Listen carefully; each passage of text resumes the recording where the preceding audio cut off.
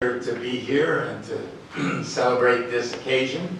I have the honor of being the 1998 and the 2008 Nagai Distinguished Lecturer, and especially from my perspective, Dr. Nagai was my model in terms of interacting at FIP and the international level. I tried to follow his example when I served as chair of the Board of Pharmaceutical Science in terms of interacting across national borders. So I'm pleased to honor him today in this symposium. So since this is the past and the future, I thought I'd do something from the past, which was to look at the Rule of Five. Rule of Five has been around since December of 1990. Nagai Foundation Tokyo celebrating 30th anniversary.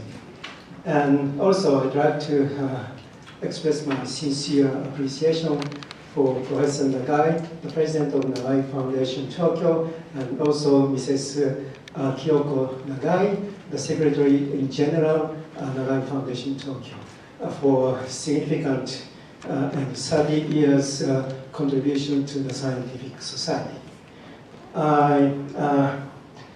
So I have many unforgettable memory with Professor Nagai, but I don't want to spend time for that. But one of the unforgettable memory for me is I started my full professor career 20 years ago.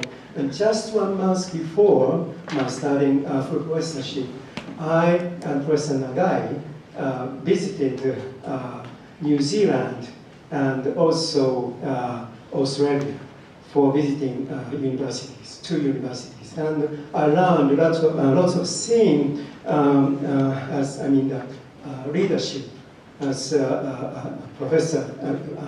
So from Professor Nagai. Pleasure to see you coming around and almost running around Professor Nagai and his wife and there.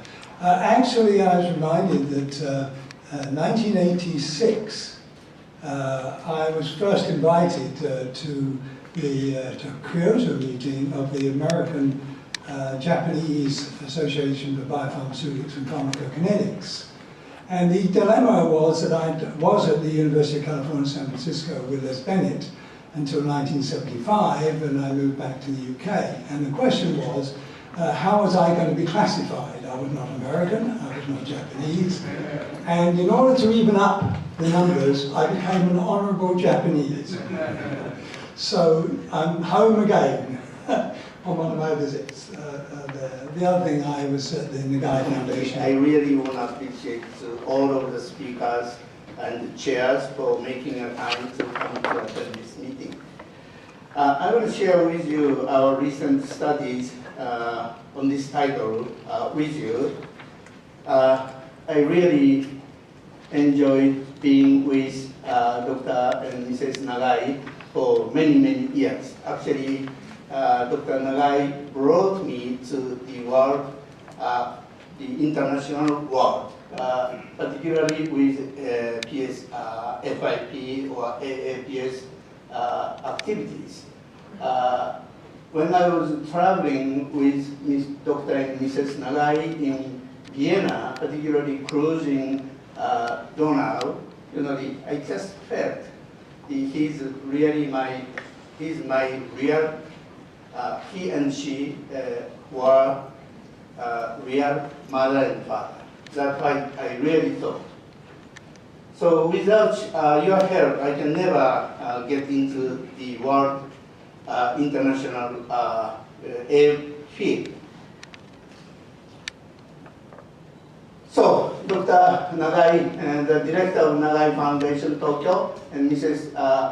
Kyoko. Very much, Professor Hashida, for your introduction. First of all, I would like to congratulate the 30th anniversary of Nagai Foundation Tokyo.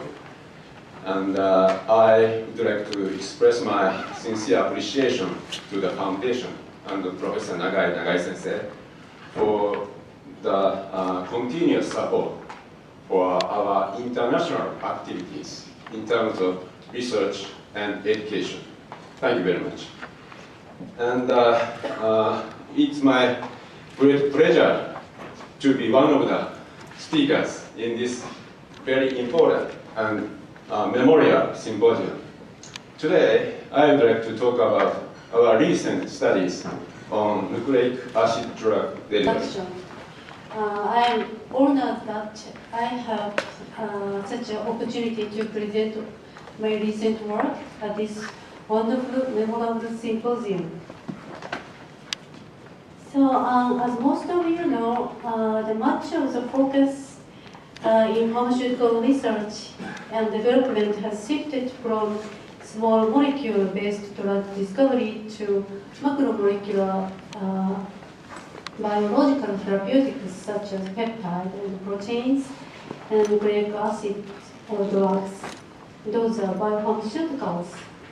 So this slide, this graph shows the changes in the market of biopharmaceuticals in Japan. As you can see, invited to this very important meeting, and congratulations to my old friend, Professor Nagai and Mrs. Nagai.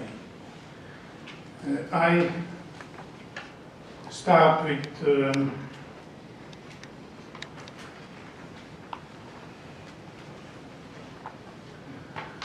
first time when I came to Japan, I came with Professor Yuichi in 1978. We spent 3 weeks going around to various universities and companies, and I was giving lectures. Professor Yuichi was doing the business. And during this... Thank you, Yurimura Sensei, for your kind introduction.